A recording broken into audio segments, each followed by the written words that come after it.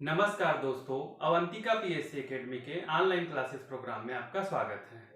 आज हम लोग चर्चा करेंगे भारत की सीमा रेखा व पड़ोसी देश कि भारत की सीमाएं कौन कौन से देशों के साथ लगती है और कौन कौन से समुद्री सीमा यहाँ पे लगती है। तो कल के क्लास में हम लोग चर्चा किए थे कि भारत जो है एशिया महाद्वीप में है और एशिया महाद्वीप में होने के साथ साथ नीचे तरफ से तीन तरफ समुद्रों से घिरा हुआ है। तो इसकी जो सीमा रेखा है वो दो प्रकार की होगी, एक जलीय सीमा रेखा और दूसरा स्थलीय सीमा रेखा। स्थलीय सीमा रेखा मतलब वह सीमा रेखा जो स्थल भाग से लगता है, दूसरे देशों के साथ लगता है, उसको बोला जाता है स्थलीय सीमा रेखा। जलीय सीमा रेखा, तो जलीय सीमा रेखा का मतलब ये हुआ जो समुद्रों से घिरा हुआ है, जो समुद्री भाग से जो सीमा रेखा लगता है उसको समुद्री सीमा रेखा कहा जाता है या तटीय सीमा रेखा इसको कहा जाता है। तो सबसे पहले चर्चा करते हैं हम लोग स्थलीय सीमा रेखा के बारे में। स्थलीय सीमा रेखा तो भारत जो है 7 देशों के साथ घिरा हुआ है या 7 देशों के साथ इसका स्थलीय सीमा लगता है। ठीक है, तो सबसे पहले देखते हैं इधर जो है उत्तर पश्चिम वाला एरिया, तो उत्तर पश्चिम वाला एरिया में है पाकिस्तान, उसके बाद उत्तर पश्चिम में ही है आपका अफगानिस्तान, उसके बाद उत्तर में है आपका चीन, फिर नेपाल है, फिर भूटान है, फिर पूर्वोत्तर में आपका म्यांमार है और इधर आपका बांग्लादेश है। तो ये जो है पाकिस्तान, अफगानिस्तान, चाइना, नेपाल, भूटान और म्यांमार बांग्लादेश के साथ घिरा हुआ है। टोटल पाकिस्तान मतलब गुजरात से लेके आपका पश्चिम बंगाल तक, ये टोटल यहां पर से लेके यहां पर इसका जो है लंबाई है 15,200 किलोमीटर। 15,200 किलोमीटर ये इसकी लंबाई है, स्थलीय सीमा रेखा की लंबाई है। सबसे अधिक कौन से देश के साथ लगता है, तो सबसे अधिक बांग्लादेश के साथ लगता है।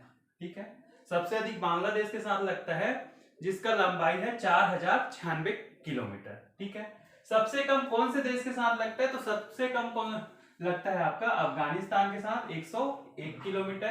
तो एक क्वेश्चन पूछा जाता है कि भारत की सीमा रेखा सबसे अधिक किस देश के साथ लगती है, तो सबसे अधिक बांग्लादेश के साथ लगती है। सबसे कम किस देश के साथ लगती है, तो सबसे कम लगती है आपका अफगानिस्तान के साथ। इसके अलावा जो सेकेंड नंबर में सेकेंड लार्जेस्ट है आपका चाइना, तो दूसरे नंबर में चाइना के साथ लगती है 3,488 किलोमीटर। ठीक है, तो भारत जो है ऊपर में 7 देशों से इसकी सीमा रेखा लगती है, पाकिस्तान, अफगानिस्तान, चाइना, नेपाल, भूटान, म्यांमार और बांग्लादेश। ठीक है, अब ये जो है सीमा रेखाओं के विशेष नाम है, कुछ कुछ देशों के साथ जो सीमा रेखा है उसका विशेष नाम रखा गया है। नाम है तो पाकिस्तान, जो पाकिस्तान के साथ जो सीमा रेखा लगती है उसको बोला जाता है रेड क्लिफ रेखा। पाकिस्तान और बांग्लादेश दोनों के साथ जो सीमा रेखा है उसका नाम है रेड क्लिफ रेखा। अब पाकिस्तान अलग देश है, बांग्लादेश अलग देश है, फिर भी सीमा रेखा का नाम एक क्यों है, तो एक होने का कारण ये है कि पहले जो है बांग्लादेश और जो है पाकिस्तान का हिस्सा हुआ करता था, इस क्षेत्र को पूर्वी पाकिस्तान बोला जाता था। लेकिन अब क्या हो गया, बांग्लादेश 1971 के बांग्लादेश एक स्वतंत्र देश बन चुका है, फिर भी सीमा रेखा का नाम वही है, इसका भी नाम रेड क्लिफ रेखा है और बांग्लादेश के साथ जो सीमा रेखा लगती है उसका नाम भी रेड क्लिफ रेखा है। इसके बाद जो डुरंड रेखा अफगानिस्तान, तो अफगानिस्तान जो है भारत के मुख्य भूभाग से नहीं लगता।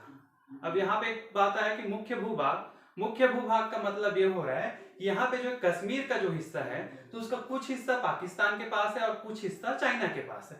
तो जो पाकिस्तान वाला जो क्षेत्र है, पाकिस्तान में जो कश्मीर वाला जो क्षेत्र है उसको बोला जाता है पीओके। पीओके का मतलब होता है पाक अधिकृत कश्मीर। पाक अधिकृत कश्मीर या पाक ऑक्युपाइड कश्मीर, ये इसी के साथ जो है अफगानिस्तान का सीमा रेखा लगा है और इसी को डुरंड रेखा के नाम से जाना जाता है। जो चीन के साथ या चाइना के साथ जो रेखा लगती है उसको बोला जाता है मैकमोहन रेखा। मैकमोहन रेखा ये किसके साथ है, चाइना के साथ है। भारत और चाइना के बीच जो रेखा है उसको बोला जाता है मैकमोहन रेखा। इसके अलावा जो म्यांमार के साथ, तो म्यांमार के साथ जो हिमालय की जो श्रेणियां हैं, जो लुसाई है, अराकान की पहाड़ी है, पटकोमा की जो पहाड़ी है, इसी को ही इसका सीमा रेखा मान लिया गया है, पहाड़ियों को ही सीमा रेखा मान लिया गया है। नेपाल और भूटान, तो नेपाल और भूटान के साथ कोई विशेष सीमा रेखा नहीं है। आपको पता ही होगा कि नेपाल जाने के लिए भारतीय लोगों को वीजा पासपोर्ट की आवश्यकता नहीं पड़ती और भूटान की जो सुरक्षा की जिम्मेदारी वो भारत के पास है। तो ये जो है ये आपकी स्थलीय सीमा कुल इसकी लंबाई कितनी है, तो 15,200 किलोमीटर। कहां से कहां तक है आपका, तो गुजरात से लेकर पश्चिम बंगाल तक यहाँ पे लगता है। कौन कौन से देशों के साथ लग रहा है, तो पाकिस्तान है, फिर अफगानिस्तान है, फिर चाइना है, फिर नेपाल है, फिर भूटान है, फिर बांग्लादेश है, म्यांमार है, ठीक है। ये हो गया आपका स्थलीय सीमा। अब देखते हैं जलीय सीमा। तो जलीय सीमा जो है आपका गुजरात से लेके, ये भी आपका गुजरात से लेके बांग्लादेश तक फैला हुआ है, ठीक है। गुजरात से लेके बांग्लादेश तक फैला हुआ है। और यहाँ पे जो है स्थलीय सीमा गुजरात से लेके बांग्लादेश तक फैला हुआ है, और इसकी जो कुल लंबाई है 6100 किलोमीटर। ये आपका मुख्य भूभाग में है। 6100 किलोमीटर ये मुख्य भूभाग में है। अगर पूरा द्वीप समूह को जोड़ दिया जाए, अंडमान निकोबार आइलैंड वाला या फिर बंगाल की खाड़ी में जितने द्वीप समूह हैं और आपके अरब सागर में द्वीप समूह है, सभी को अगर जोड़ दिया जाए तो टोटल इसका होता है 7516.16 किलोमीटर। तो ये जो है जलीय सीमा की लंबाई है, ठीक है। मुख्य भूभाग मतलब जो ये वाला जो क्षेत्र है, जो मुख्य भूभाग है, तो उसमें 6100 किलोमीटर, और ओवरऑल सभी को जोड़ दिया जाए तो 7516.6 किलोमीटर इसकी लंबाई है, ठीक है। अब देख लेते हैं तो जलीय सीमा। तो जलीय सीमा में कौन कौन सा है? तो सबसे पहले आपका जल में जो है, जो दूसरे देशों के साथ सीमा रेखा लगती है, या फिर जो दूसरे द्वीपों के साथ जो सीमा रेखा लगती है, तो वहां पे तो बॉर्डर तो नहीं बनाया जा सकता। तो वहां पे जो है जो डिग्री चैनल है, डिग्री चैनल का मतलब ये है जो अक्षांश रेखाएं हैं, अक्षांश रेखाएं हैं, उन्हीं को ही सीमा रेखा मान लिया जाता है, ठीक है। तो सबसे नीचे में है आपका 8 डिग्री चैनल।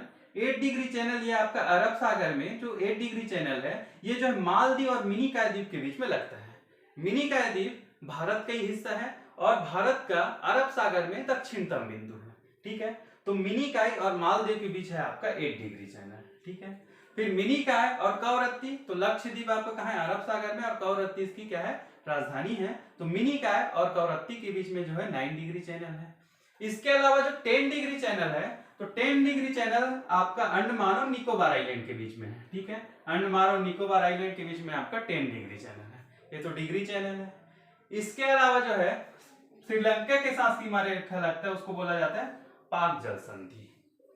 पाक जल संधि, तो ये कहाँ है आपका? भारत और श्रीलंका के बीच में है। पाक जल संधि जो है भारत और श्रीलंका को अलग करता है। और एक तरफ क्या है? पाक की खाड़ी, एक तरफ क्या है? मन्नार की खाड़ी है। तो मन्नार की खाड़ी और पाक की खाड़ी के बीच में है आपका पाक जल संधि, और दोनों के बीच में ही क्या, दोनों को अलग जो करता है श्रीलंका से, उसको क्या बोला जाता है? पाक जल संधि, ठीक है। कहां से कहां तक है आपका? तो ये भी आपका गुजरात से लेके इधर पश्चिम बंगाल तक फैला हुआ है। 8 डिग्री चैनल, तो 8 डिग्री चैनल मिनी काय और मालदीव के बीच है। मालदीव एक अलग देश है। इसके अलावा जो मिनी काय और कवरत्ती के बीच है 9 डिग्री चैनल, और अंडमान और निकोबार आइलैंड के बीच में है आपका 10 डिग्री चैनल, ठीक है। अब ये जो तटीय रेखा, तो तटीय रेखा को अलग अलग जगह में अलग अलग नाम से जाना जाता है, ठीक है। अब तटीय रेखा का क्या नाम है उसको देख लेते हैं।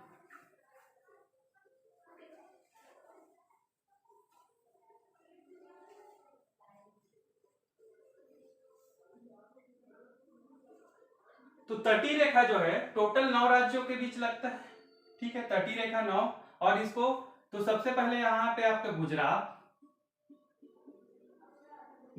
तो गुजरात वाले तट को बोला जाता है काठियावाड़ तट,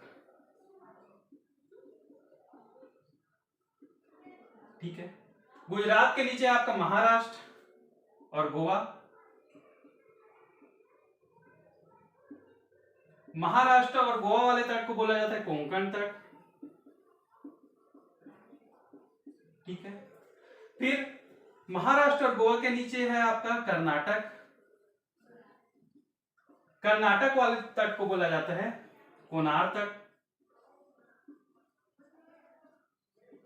ठीक है। कर्नाटक के नीचे आपका केरल, केरल वाले तट को बोला जाता है मालाबार तट। फिर है आपका तमिलनाडु, तो तमिलनाडु में आपका कोरोमंडल तट। तमिलनाडु, उसके बाद है आपका आंध्र प्रदेश और ओडिशा। तो आंध्र प्रदेश और ओडिशा दोनों को एक साथ बोल दिया जाता है उत्तरी सरकार या रायलसीमा।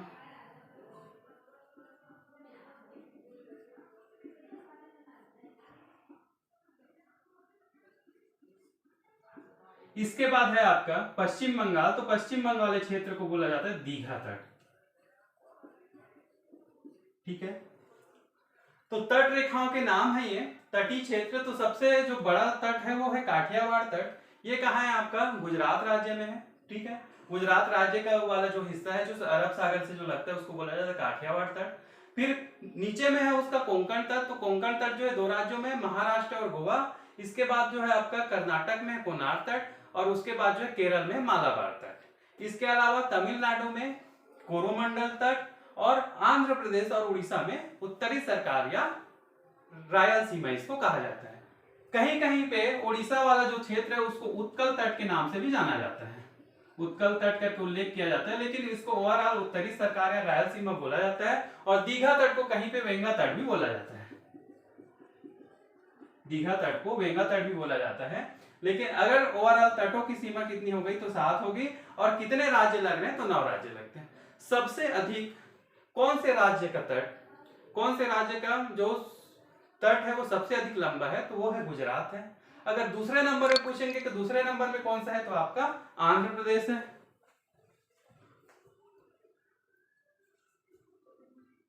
ठीक है, और ओवरऑल अगर राज्यों को हटा दिया जाए, केंद्र शासित प्रदेश को भी शामिल कर दिया जाए, तो सबसे बड़ा तटीय सीमा किसका है? तो सबसे बड़े तटीय सीमा है आपका अंडमान एंड निकोबार आइलैंड का है। ठीक है, तो आज के लिए इतना ही, और आपको वीडियो पसंद आया होगा तो लाइक करें, सब्सक्राइब करें और शेयर करें। धन्यवाद।